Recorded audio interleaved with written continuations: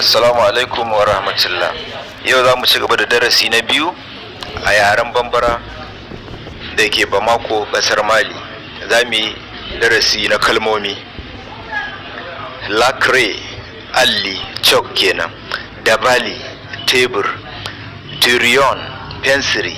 Kai, littafin rubutu. Libru, littafi. Saki, jaka. Sesi, kujera. Biki, biro. Koko, sabulu. Ji, ruwa. Kafe, kofi na cikin shayi. Sukaru, sukari.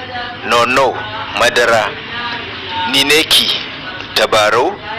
Migaso, keken hawa. Sabara, takalmi.